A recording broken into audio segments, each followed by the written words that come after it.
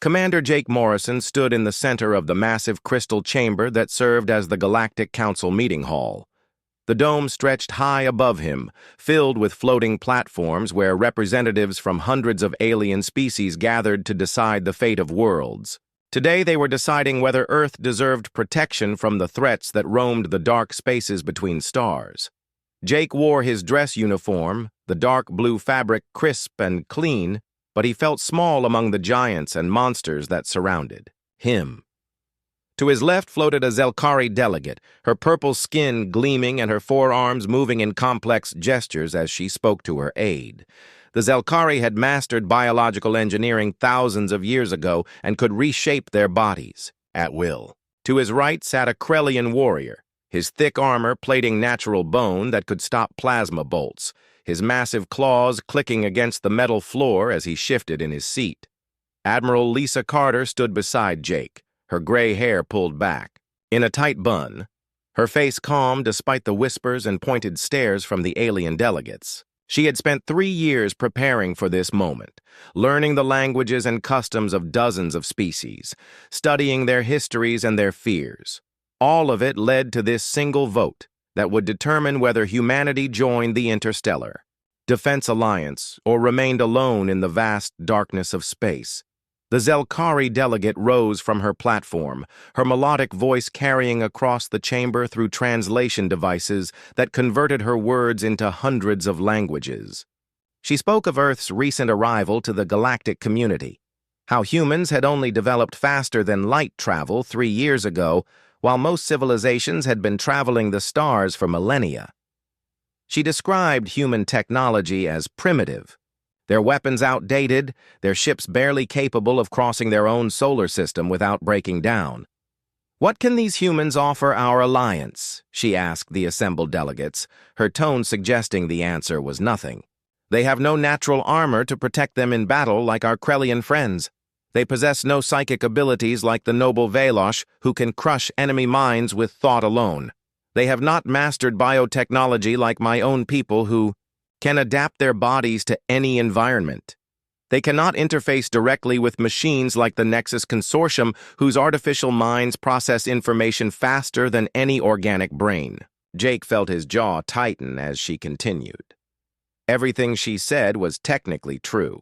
Humans did lack the specialized abilities that other species had developed over millions of years of evolution.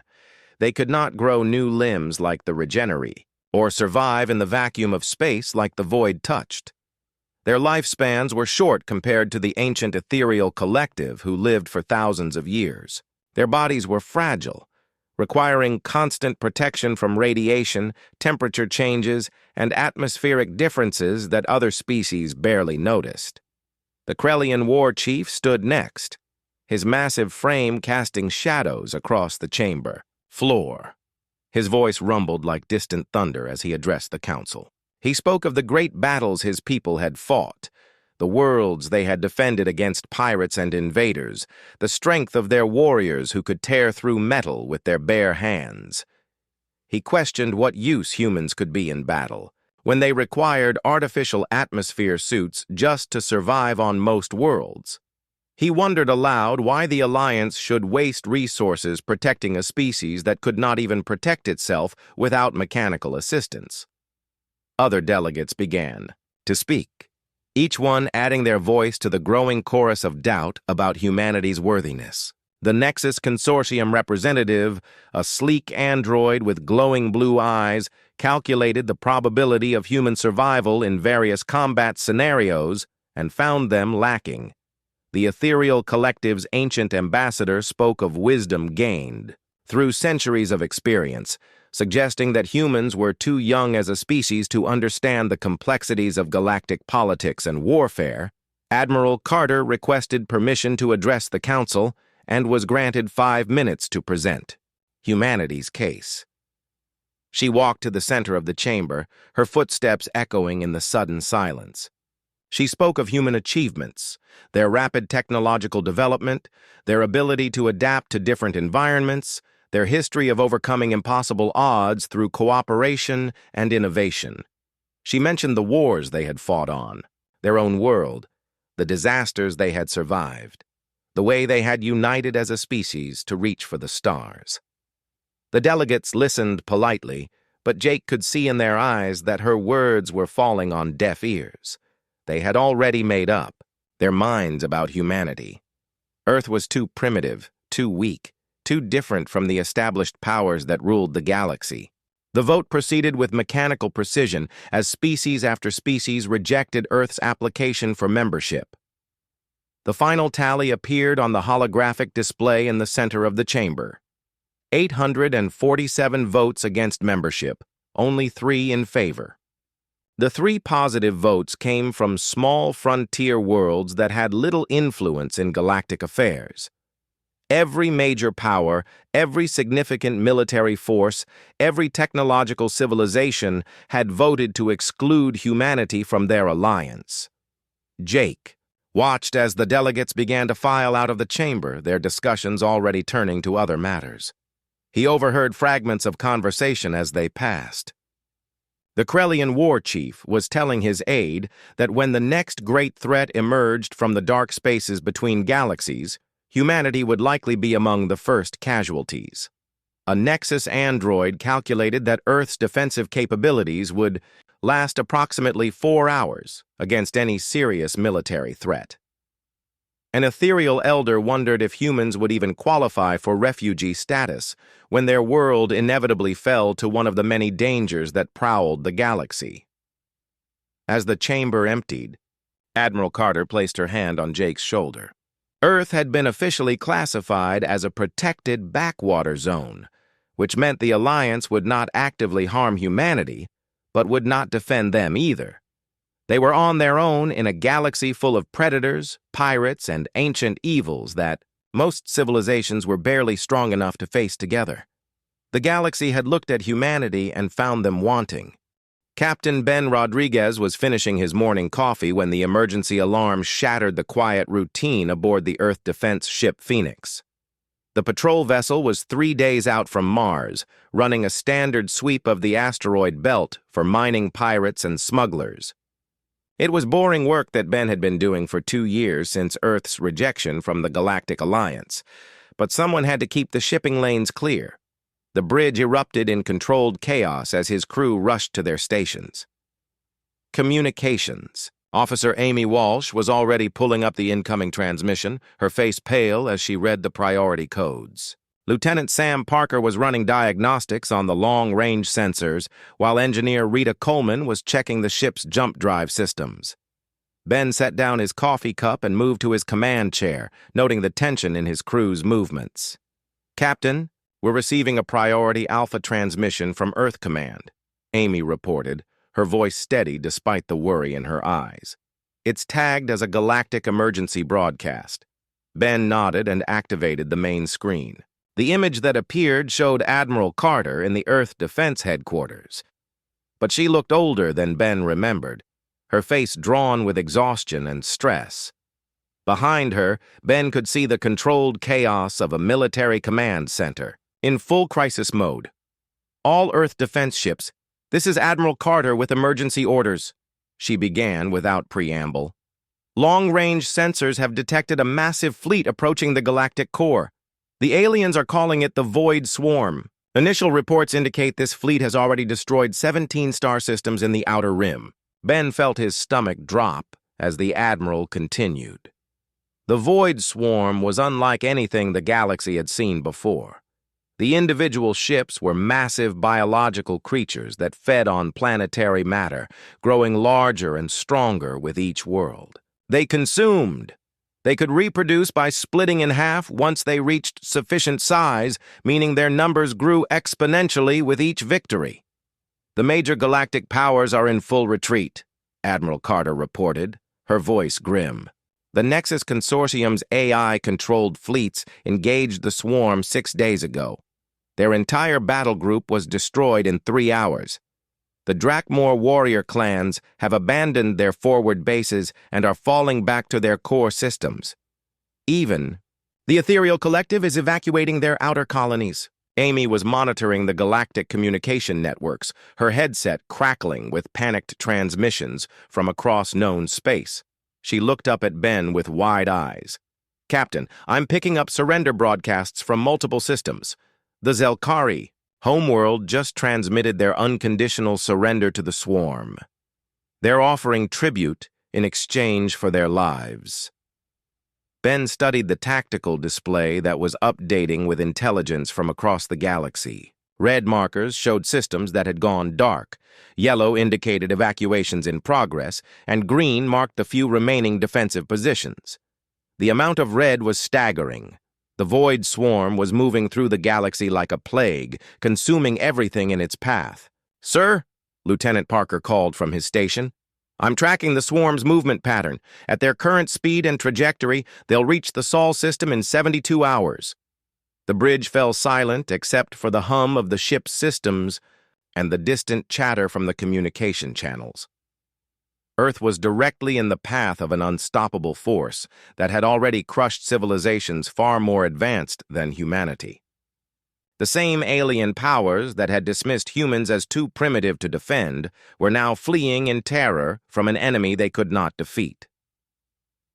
Ben opened a channel to Earth Command and found himself speaking directly to Admiral Carter. He reported his ship's position and requested orders, though he suspected there was little his small patrol vessel could do against creatures the size of asteroids. The Admiral's response surprised him. "Captain Rodriguez, you and every other Earth defense ship are to return to Sol immediately. We're implementing something called the Terra Defense Protocol. The details are classified, but I can tell you this. Much. We're not running." Amy intercepted another transmission, this one from a Krellian battle fleet that was fleeing from the galactic rim.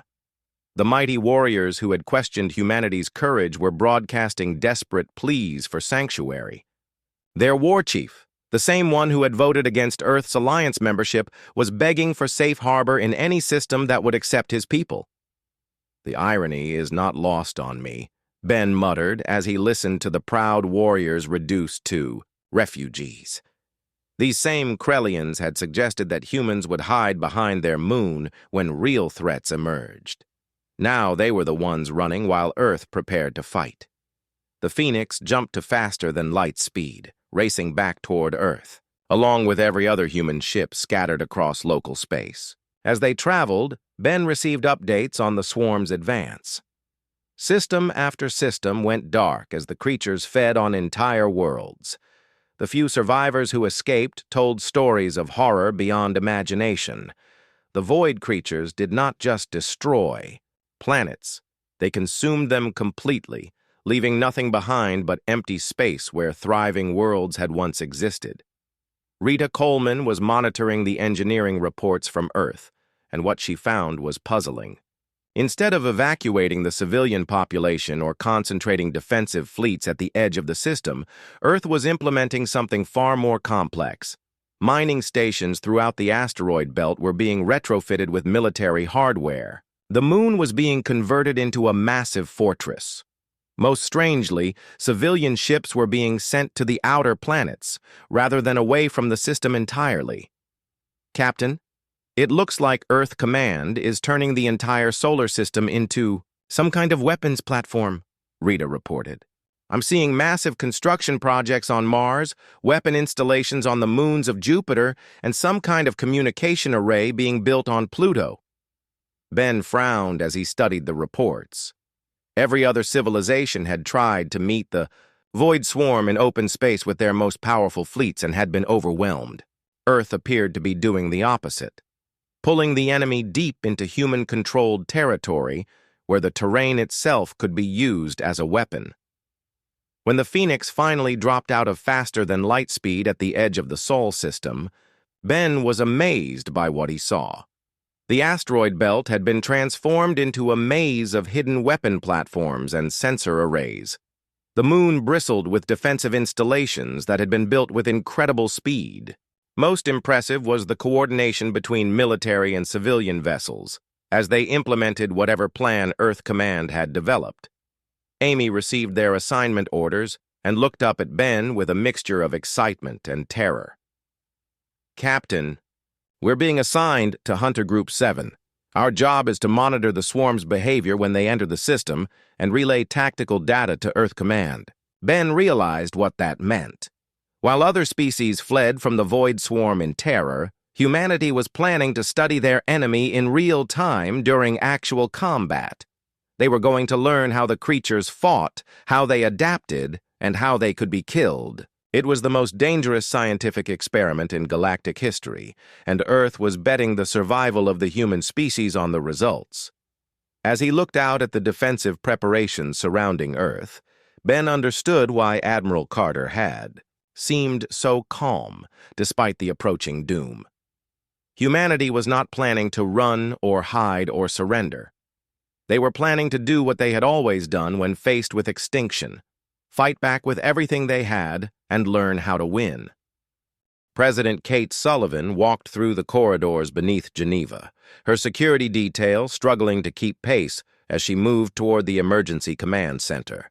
The underground facility had been built during the old nuclear standoff decades ago, but now it served as the nerve center for humanity's response to a threat that made atomic weapons look like firecrackers.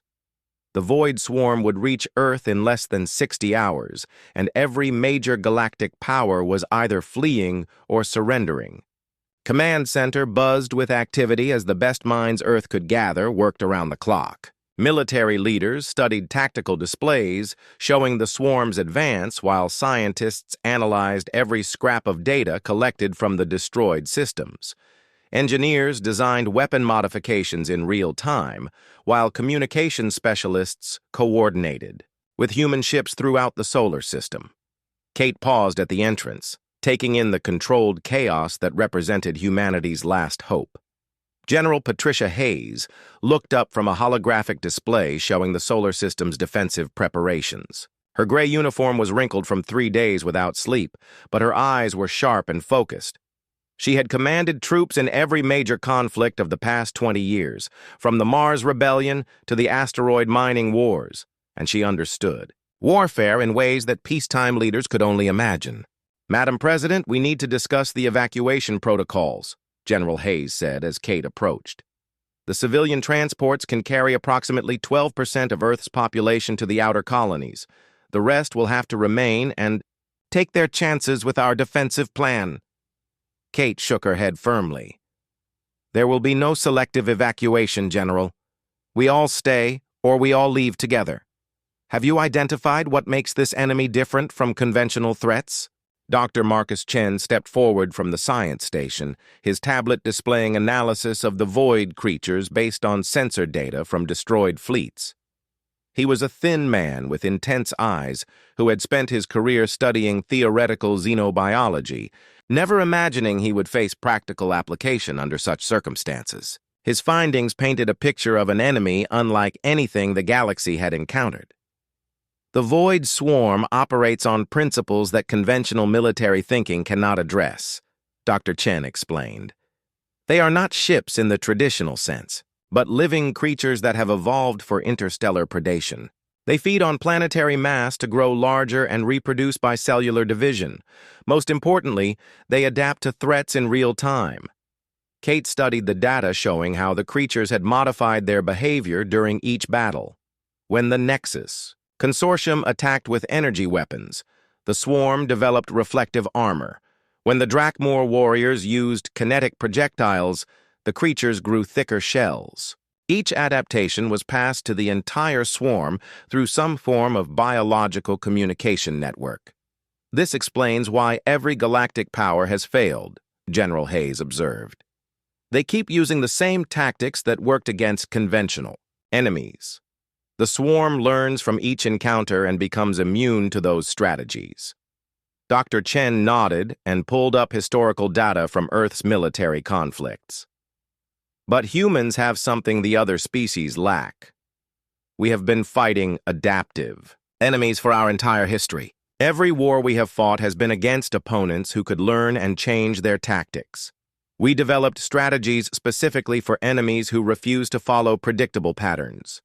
Kate examined the historical examples that Dr. Chen presented. Human military doctrine had evolved through conflicts against other humans who could think, adapt, and innovate in the middle of battle. Unlike the specialized alien species who had developed along single evolutionary paths, Humans were generalists who excelled at improvisation and flexibility.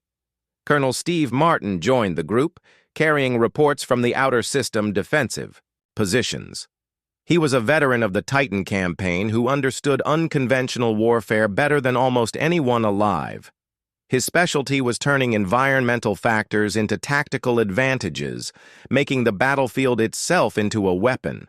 The alien species have been trying to fight the swarm in open space using conventional fleet tactics, Colonel Martin reported. They line up their biggest ships, engage at maximum range, and try to overpower the enemy through superior firepower. It is exactly what military academies teach, and it is exactly why they are losing. Kate looked at the tactical display showing how Earth's defenses were being arranged. Instead of concentrating their forces at the edge of the system, human ships were scattered throughout the solar system in seemingly random patterns. The asteroid belt had been turned into a maze of hidden installations, while the gas giants concealed entire fleets in their atmospheric layers. "We are going to do something that no other species has attempted," General Hayes explained. "We are going to let the swarm into our territory and then make them fight on our terms. Every asteroid, every moon, every piece of space debris becomes part of our defensive network." Dr. Chen activated another display showing communication intercepts from the fleeing alien fleets. The refugees were broadcasting warnings about the swarm's capabilities, but their information was limited to conventional analysis. They described the creature's weapons and armor, their speed and size, but they had no understanding of human, tactical thinking. "The Zelkari are warning everyone that the swarm adapts to energy weapons," Dr. Chen noted. "The Krellians report that kinetic weapons become ineffective after initial contact. The Nexus Consortium calculated that superior numbers mean nothing against an enemy that grows stronger with each victory." Kate smiled grimly as she realized what her people were planning. But they have not encountered psychological warfare. They have not faced an enemy that treats the battlefield itself as a weapon. They have never fought opponents who specialize in being unpredictable. Colonel Martin brought up Earth's military history, showing conflicts where human forces had defeated superior enemies through unconventional tactics. Guerrilla warfare in dense jungles where technology advantages meant nothing. Urban combat where every building became a fortress. Naval battles where weather and terrain determined victory more than firepower.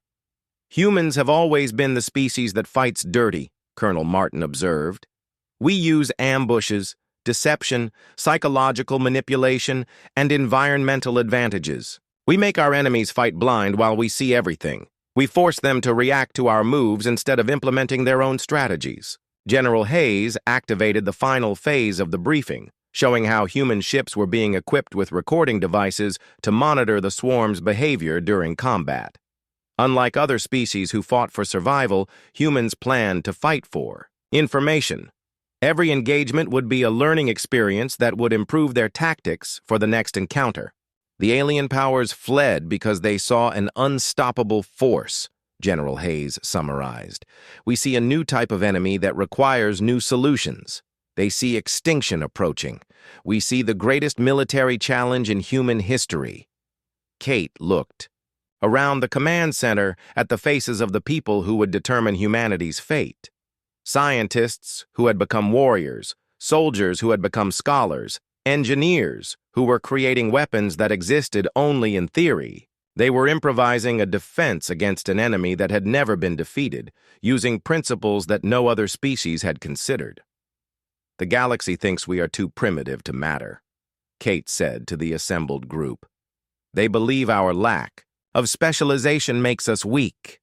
They do not understand that being a generalist means we can become whatever the situation requires. If the swarm wants to fight monsters, then we will show them what monsters look like when they fight back." The command center fell quiet, except for the constant chatter of communication channels coordinating the defense. In 56 hours, humanity would discover whether a species that specialized in adaptation could defeat an enemy that had evolved to be the perfect predator. Earth was betting everything on the idea that sometimes the best way to fight a monster was to become something even more terrifying. Lieutenant Commander Ryan Torres crouched in the observation bunker carved into the asteroid designated Mining Station 7, watching through reinforced transparent aluminum as the first void creature entered the outer edge of the solar system. The thing was massive beyond comprehension, easily 3 kilometers long and covered in what looked like living metal that shifted and flowed as it moved. Its surface was scarred from previous battles, but the scars were already healing as the creature adapted to past injuries. The stealth frigate Wolverine hung motionless in the shadow of the asteroid, its crew monitoring every sensor reading as the void creature approached what appeared to be a simple mining operation. Ryan had volunteered for this assignment, knowing it was likely suicide, but someone needed to gather intelligence on how these monsters behaved when they encountered human defenses for the first time. "Contact in 30 seconds, whispered Sensor. Specialist Julie Grant from her station. She was barely 25 years old, fresh from the academy, but she had the best eyes for pattern recognition in the fleet. "The creature is scanning our position with some kind of biological sensor array." Ryan watched the tactical display as the void creature extended tendril-like appendages that swept across the asteroid field. The mining station was deliberately obvious, its industrial equipment and storage tanks clearly visible to any scanning system. Human engineers had spent weeks making it look like an irresistible target while hiding the real weapons deeper in the asteroid's core.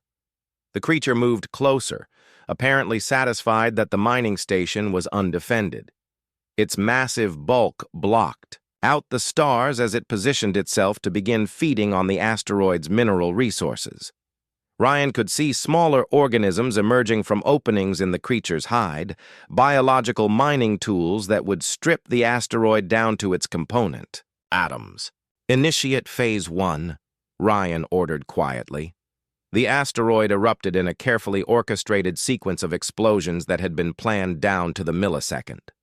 Nuclear charges that had been planted throughout the asteroid's structure detonated, simultaneously sending massive chunks of rock and metal flying in all directions. The void creature was caught in the center of the blast, its biological armor cracking under the impact of high-velocity debris.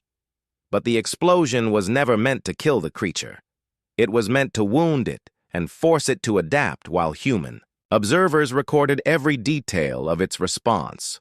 Ryan watched in fascination as the creature's damaged sections began to regenerate, growing new armor plating that was thicker and more resilient than the original. The adaptation happened in real time, the creature's biological systems responding to the attack within minutes.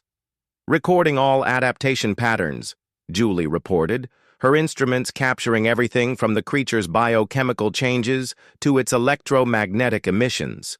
"It is growing additional sensor organs and what appears to be some kind of explosive detection system." Ryan smiled grimly as he watched the creature complete its adaptation. The next void creatures to encounter explosive traps would be immune to this particular strategy, but that was exactly what human planners had expected. The real purpose of the attack was to learn how the adaptation process worked and identify its limitations. "Phase 2, Ryan ordered.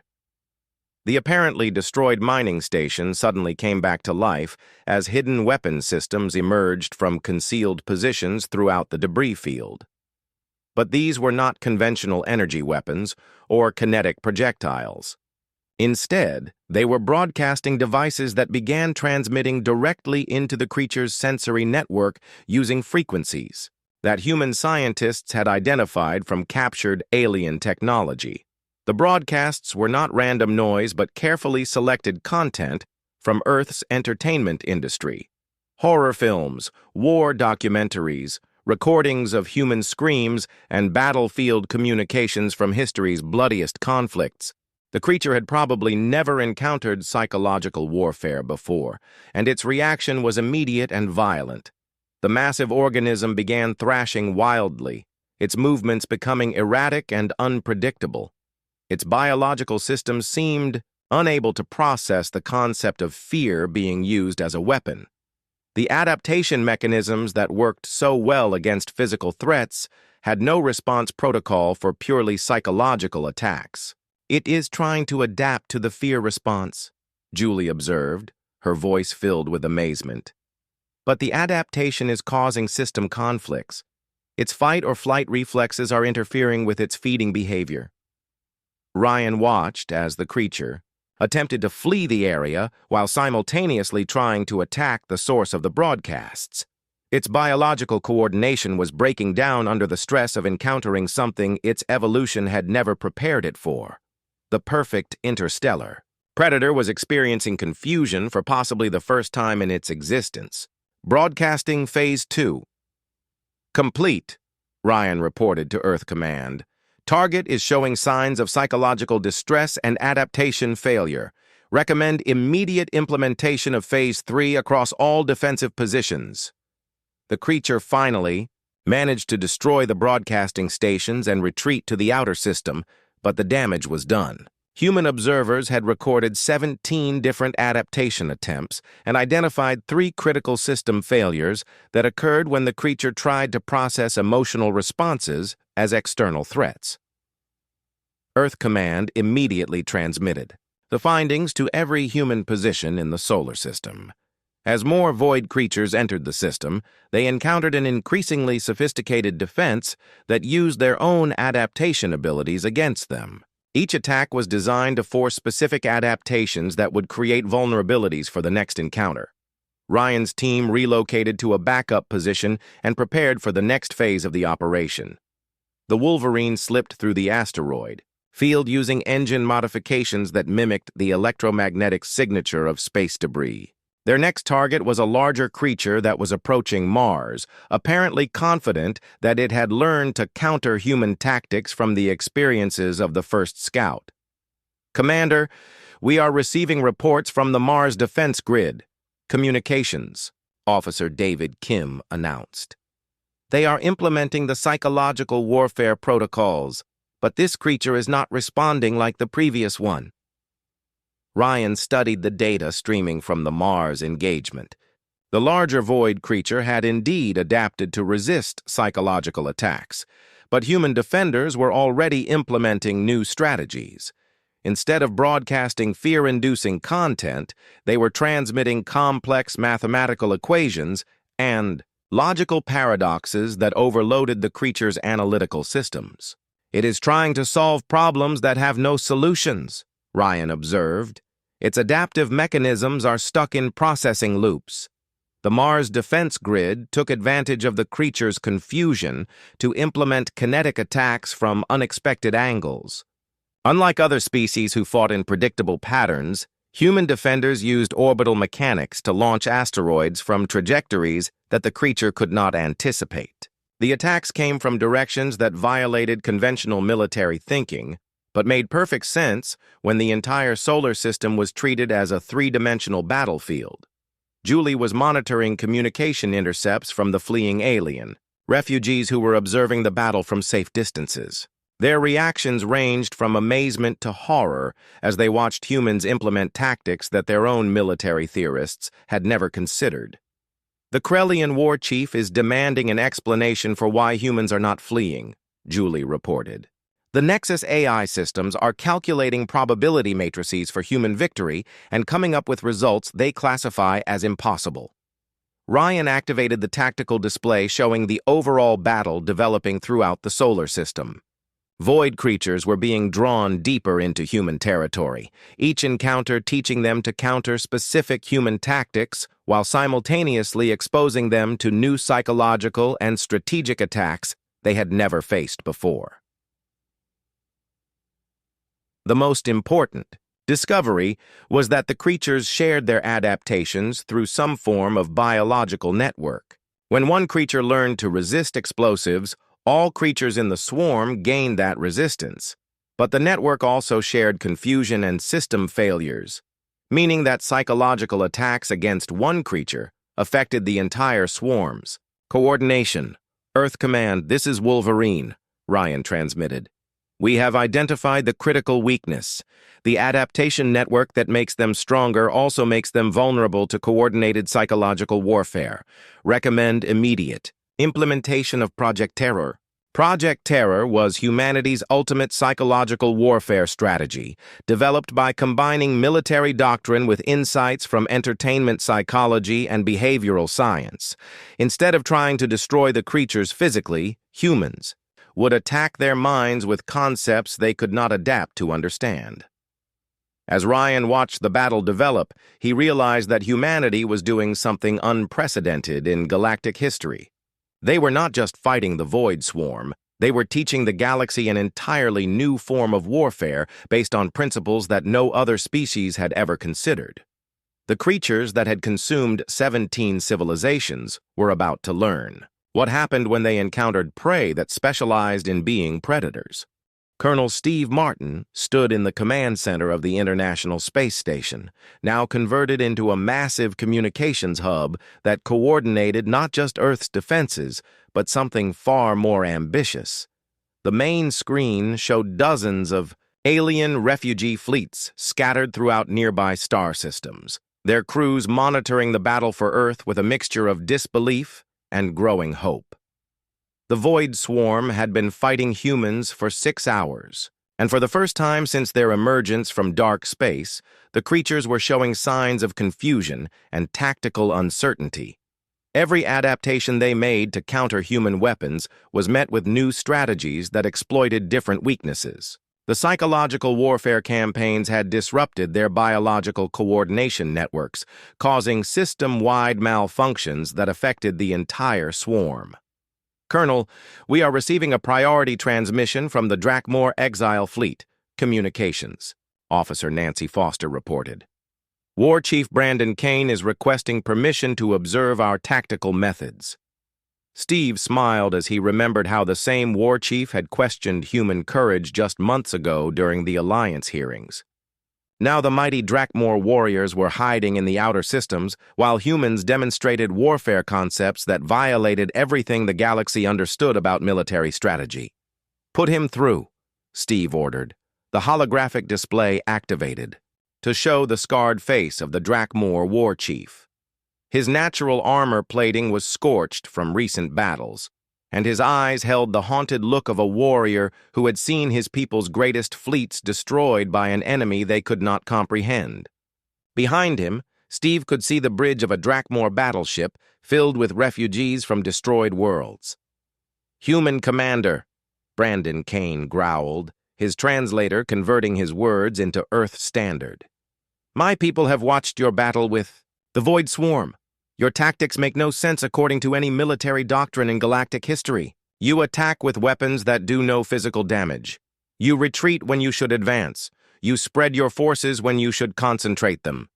Steve studied the alien warrior whose people had been fighting interstellar wars for thousands of years. The Drakmor had developed the most sophisticated military traditions in the galaxy, with battle strategies that had been refined through countless conflicts. Their warriors were trained from birth to follow proven tactical principles that had brought them victory against every enemy they had ever faced. "War Chief Kane, your people fight with honor according to the ancient codes of warfare," Steve replied. "You meet your enemies in open battle and defeat them through superior courage and strength. But the Void Swarm is not an honorable enemy that follows conventional rules." Brandon Kane's claws clicked against his command chair as he processed this information. "Then teach us these human methods. My warriors are brave, but bravery means nothing against creatures that adapt to counter our weapons. Show us how to fight enemies that do not behave like civilized opponents." Steve activated the tactical display showing the current battle around Jupiter. A group of void creatures had been drawn into the gas giant's atmosphere, where human ships were using the planet's gravitational fields and radiation belts as weapons. Instead of engaging in direct combat, the human vessels were manipulating environmental factors to crush and disorient the creatures.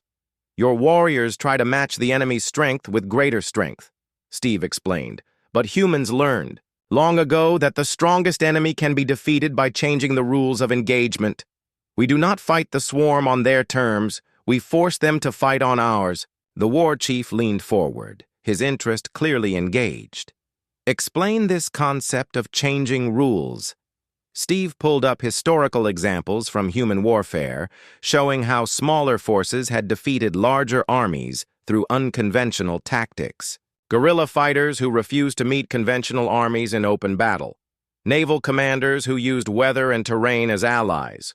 Urban defenders who turned every building into a fortress and every street into a killing zone. The key is to never give your enemy what they expect, Steve continued. The Void Swarm expects to face fleets that will engage them in space battles. Instead, we draw them into environments where their size becomes a disadvantage. They expect weapons that damage their physical forms. Instead, we attack their minds with concepts they cannot understand. Brandon Kane studied the tactical data with growing understanding. His military training had taught him to analyze enemy capabilities and develop counters, but human methodology was completely different. Instead of countering enemy strengths, humans targeted psychological and environmental factors that enemies had never considered as potential weaknesses. Your species fights like the ancient chaos warriors of Drakmor legend, the war chief observed. Warriors who used madness and unpredictability as weapons against ordered armies. Steve nodded and opened communication channels to the other refugee fleets.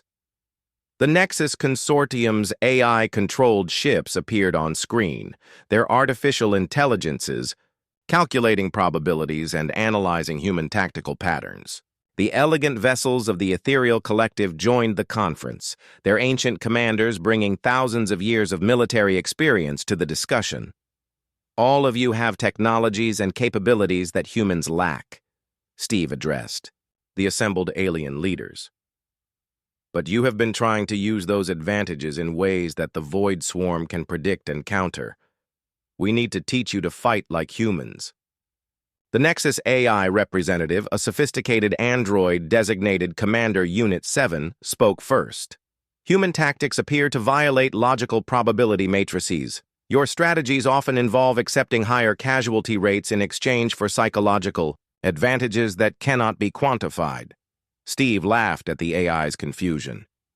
Commander Unit 7, logic is exactly what the Void Swarm expects from you. Your artificial minds calculate optimal solutions based on known variables, but we are introducing unknown variables that break their adaptation algorithms. He showed them recordings of the psychological warfare attacks that had disrupted the Swarm's coordination networks. The Nexus AIs had been trying to defeat the creatures through superior computing power and tactical precision. But humans were using chaos and irrationality as weapons that the Swarm's biological systems could not process. The Ethereal Collective's representative, an ancient being called Elder Sarah Kim, contributed her species' perspective. Her people were powerful psychics who could influence thoughts and emotions across vast distances. But they had been trying to reason with the Void Swarm rather than weaponizing their abilities. We attempted to communicate with the creatures, to understand their motivations, Elder Sarah Kim explained, but they exist only to consume. There is no consciousness to reach, no emotions to influence. Steve activated another display showing how humans had modified ethereal psychic techniques for warfare applications. Instead of trying to communicate with the void creatures, human psychics were broadcasting pure terror and confusion directly into their biological networks. The results were devastating to creatures that had never experienced psychological attack. Elder Kim, your people are the galaxy's most powerful telepaths, Steve said. But you have been using your abilities like scholars, trying to understand a phenomenon. We need you to use them like weapons. The conference continued for hours as human military advisors shared tactical knowledge with alien refugees who had never considered warfare from a human perspective. Drakmor warriors learned guerrilla tactics that used their natural strength in unconventional ways. Nexus AIs were programmed with chaos algorithms that generated unpredictable responses. Ethereal psychics were trained to weaponize emotions rather than seek understanding. Most importantly, the alien fleets began to coordinate their efforts under human tactical doctrine. Instead of each species fighting according to their own traditions, they started implementing combined operations that maximized confusion and unpredictability. The Void Swarm adapts to counter specific threats, Steve explained to the assembled commanders, but they cannot adapt to threats that constantly change according to no logical pattern. We are going to teach them to fear something they have never encountered before. Brandon Kane was the first to understand the full implications of human strategy. You are not just fighting the swarm. You are teaching the galaxy to fight like humans. Steve nodded as he watched refugee fleets throughout local space begin to implement human tactical doctrine.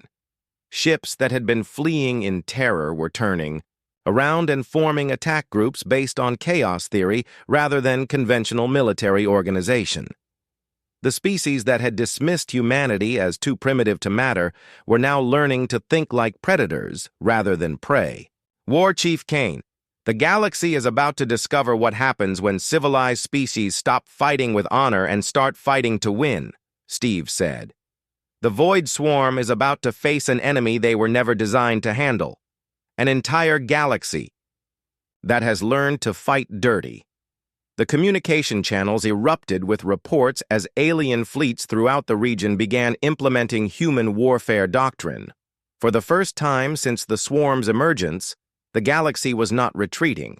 Instead, Admiral Lisa Carter stood on the bridge of the Earth defense ship Liberty, watching through the main viewport as the largest battle in galactic history reached its climax in Earth's orbit. The space around her was filled with ships from dozens of species, all coordinating their attacks according to human tactical doctrine that emphasized chaos, unpredictability, and psychological warfare over conventional military strategy. The Void Swarm had finally reached Earth after consuming its way through the outer solar system, but what they found was not the desperate last stand they expected. Instead, they faced a coordinated armada of alien refugees who had learned to fight like humans, turning their specialized abilities into weapons of terror and confusion rather than tools of honorable warfare. Admiral, the Drakmor assault groups are reporting successful implementation of guerrilla tactics, Communications Officer Peter Wright announced from his station. They are using hit-and-run attacks that exploit the enemy's size disadvantage in the asteroid fields. Lisa watched the tactical display as Drakmor warriors, trained from birth for honorable single combat, instead used stealth and deception to attack void creatures from unexpected angles.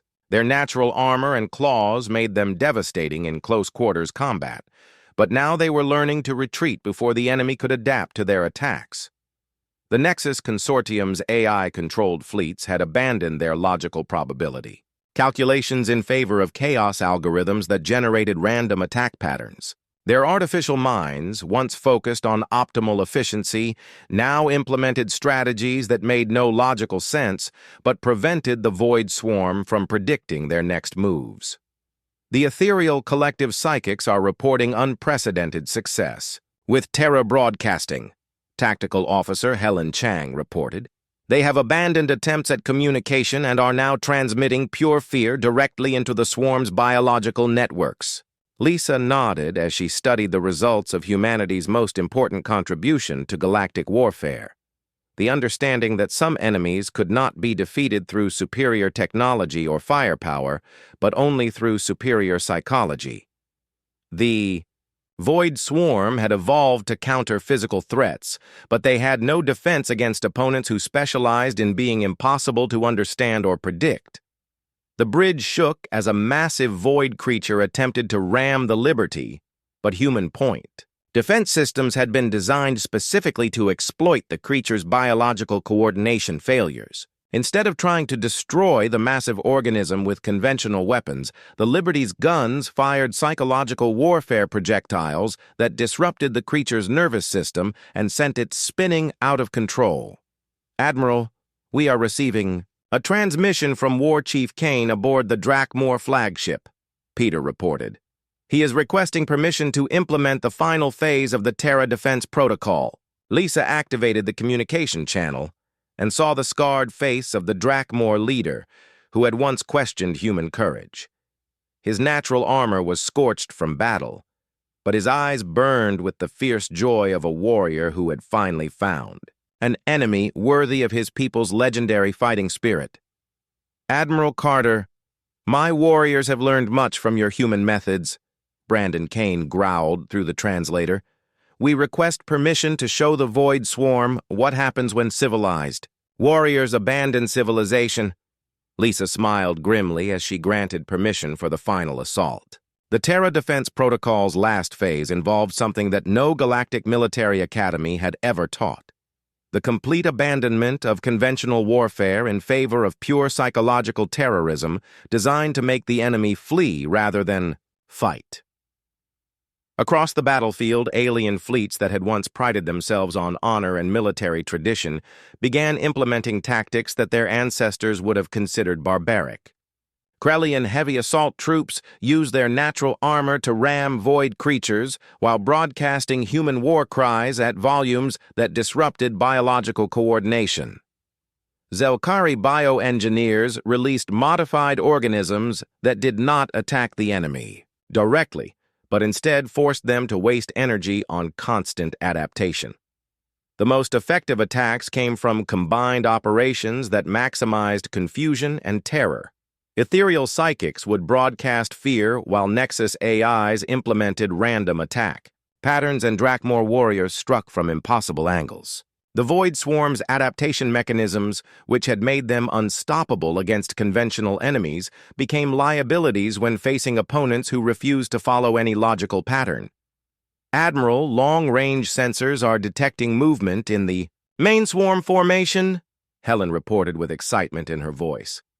The largest creatures are beginning to retreat toward the outer system. Lisa watched in amazement as creatures that had never retreated from any enemy began to flee from Earth's solar system. The ultimate predators of dark space, who had consumed 17 civilizations without suffering a single defeat, were running from an enemy they could not understand or adapt to counter. The retreat began with the largest creatures, whose biological networks had been most severely disrupted by psychological warfare attacks. As they fled, their panic spread through the swarm's coordination system, causing smaller creatures to abandon their attacks and follow their leaders into dark space. All ships, maintain pursuit but do not engage directly, Lisa ordered.